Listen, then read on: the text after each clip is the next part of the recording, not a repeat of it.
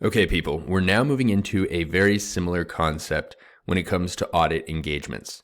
So at this point, you know that conceptually an audit is an assurance service where the auditor is opining on the financial statements. Okay, but we know that that is an opinion that is being presented for the financial statements only. Okay, we're now going to introduce what's referred to as an integrated audit.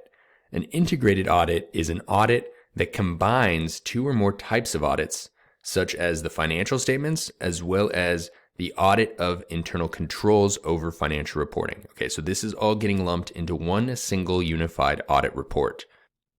Okay, so not only are we now having an opinion on the financial statements, we also have an opinion on the effectiveness of internal controls, right? So once upon a time, there was a company called Enron. The tale of Enron turned out to be one of the biggest fraudulent scandals uncovered in audit history. And what investigators found out was that this fraud could have been prevented or uncovered earlier had there been stronger systems of internal controls. Okay, so now there is this requirement for Max at Accrual World, who is now required to report on the effectiveness of internal controls in addition to the accuracy of the financial statements. Thanks a lot, Enron. Okay, so let's take a step back and let's define the word integrate. This means to combine one thing with another so that they become a whole. So when tying this back to the auditing concepts, we're now going to be combining one thing with another so that it becomes whole. Okay, so what is that one thing with the other? We're combining the financial statement audit with the audit of internal controls. So while integrated audits are required for issuers, that doesn't necessarily mean that non-issuers won't perform integrated audits. And more importantly, this doesn't mean that the exam doesn't want you to know the rules for integrated audits, specifically for both issuers and non-issuers. Okay, so while integrated audits are required for issuers, there is a little nuance to keep in mind. So this has to do with Rule 404. So Rule 404 is really just saying that certain types of public companies are required to have an audit over their system of internal controls. So who is this specifically applicable to? So what you need to remember, or at least keep in mind, is that this specifically pertains to accelerated filers and large accelerated filers. So an accelerated filer is one where a company has between 75 million and 700 million of its market value in common stock that is held by outsiders, okay? So by third parties or affiliated shareholders, whereas a large accelerated filer is 700 million or more. Okay, so on the exam, what you need to keep in mind is that the question is generally just going to say that this is an issuer or that it is a non-issuer. But if you see these numbers between 75 million and 700 million or over 700 million, a little red flag needs to go off in your brain that says that this has to do with the specific types of companies that are required to have an integrated audit performed on both their financial statements as well as the effectiveness of their internal controls. Hey guys, I hate to interrupt, but I just wanted to take a moment to say if you're studying for the CPA exams and you like the visual learning approach that we take in this video, definitely check out Universal CPA Review's free trial. You can do this by going to www.universalcpareview.com, or you can click on the link in the description of this video. From there, you could take a sneak peek at Universal's platform, which includes animated video lectures, study guides, and practice questions with task-based simulations that come with video explanations that walk you through the solution step by step, kind of like having a tutor by your side. Okay, enough of that. Let's get back to it. All right, so keeping our heads on straight, we're still thinking about how integrated audits compare to good old-fashioned financial statement audits. Okay, so some of the key differences are as follows. At this point, we know that integrated audits will provide an audit opinion on both the accuracy of the financial statements as well as the operating effectiveness of internal controls. But there are a few additional facts to keep in mind. Integrated audits are technically required for issuers and technically optional for non-issuers. Okay, so required for public companies. There is more evidence that will be required for an integrated audit, right? We can't forget that we are going to be opining on both the financial statements accuracy as well as the operating effectiveness of internal controls. Okay, so there's going to be more evidence that is required in order to obtain and outline that opinion on the internal controls' overall operating effectiveness. Something else to keep in mind is that integrated audits will be dated as of a specific date, whereas financial statement audits are based on an entire year or sometimes multiple years. Okay, so you can have an integrated audit as of April 30th of the current year.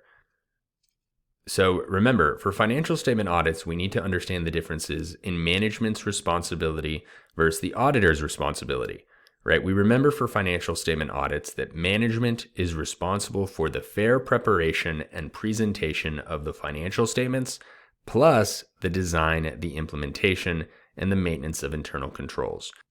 Whereas Detective Lucy, the auditor, is responsible for actually performing the audit engagement as well as opining on the financial statements. Okay, and the reason I'm refreshing that is because it's going to be important that you understand the little nuances when it comes to management's responsibility and the auditor's responsibility in an integrated audit. Okay, so we have an integrated audit that can be performed for both issuers and technically also non-issuers. So let's understand management's responsibility first for both issuers and non-issuers. Okay, so Sarbanes-Oxley Act of 2002 requires this section 404.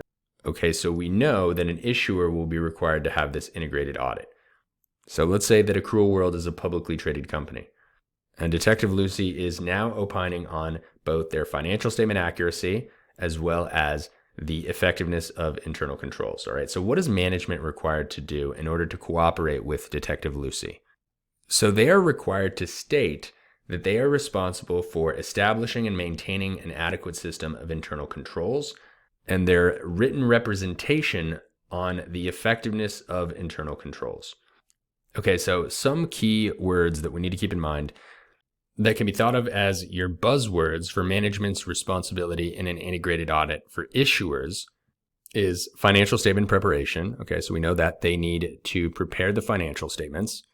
This is still an audit on both internal controls and the financial statements, and they are still responsible for designing and maintaining internal controls. Okay, they're also going to be responsible for identifying any risks or significant risks, as well as providing access to information. Okay, and one of the big ones that you need to keep in mind is written representation. So management is responsible for providing representations to the auditor regarding the completeness and accuracy of financial statements, as well as documentation provided to them during the audit. Okay, so they like to include written representation when talking about management's responsibility on the exam. Okay, so we talked about management's responsibility for an issuer. What if this was for a non-issuer? Okay, so management is still required to facilitate the audit process and ensure the accuracy and completeness of the financial statements related to internal controls. So with that being said, they also have these responsibilities, which typically include very similar stuff as management would have when we're talking about an integrated audit for an issuer, in that they are still responsible for preparing the financial statements and designing internal controls. Okay, but they're also going to be responsible for evaluating the effectiveness of internal controls. Okay, so management is responsible for evaluating the effectiveness of internal controls over financial reporting and for reporting any deficiencies in these controls to the auditor. Okay, so they're also going to be responsible for providing written representation. Okay, so management is responsible for providing this written representation as they would if this was for an issuer. Okay, right, they're saying, look, Detective Lucy, we are providing you this written representation and we're saying that we are complete and accurate in terms of our financial statements, and we are letting you know about any potential fraud or illegal acts. Okay, and then finally, they're responsible for disclosing all relevant information. Okay, so this can include any known or potential risks or uncertainties that may affect the company's financial position or performance. Okay, so when you're thinking about integrated audits, this should always be associated with internal controls in your brain. So when you're thinking about an integrated audit, you're thinking about internal controls and specifically the auditor having an opinion on the overall operating effectiveness of internal controls. So we talked about management's responsibility. What about the auditor's responsibility? Right? What is it that Detective Lucy is responsible for now that she is opining on the overall operating effectiveness of her client's internal controls? Well, how about testing internal controls?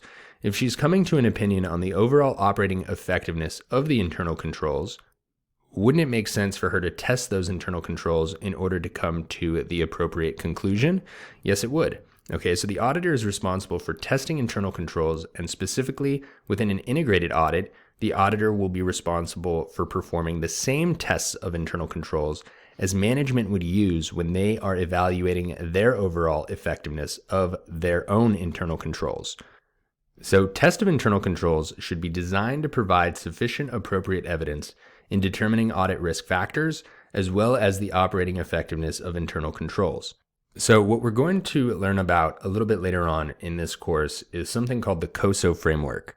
And basically the COSO framework is this framework or rule book that management is going to follow when they are designing their internal controls. All right, and the 5 elements of the COSO framework consist of the control environment, risk assessment, information and communication systems, monitoring, and existing control activities. Okay, so when the auditor is testing management's internal controls, some of the procedures that they will perform include walkthroughs, inquiries, observations, and inspections. Okay, so pretty intuitive what each of these would be if you take a step back and think about what it is Detective Lucy might be looking for. Okay, so maybe an observation could be Detective Lucy doing a walkthrough of the client's warehouse. Inquiries could be asking management or the CFO questions about the company. Walkthroughs, same concept as observations, and inspections could be when the auditor is specifically inspecting documents. Okay, so taking a step back now and thinking about what the auditor is actually doing here. The auditor's work in an integrated audit will have a greater scope than a standard financial statement audit. And that makes sense because they're going to have to perform more procedures to obtain sufficient appropriate evidence. They're now doing more work.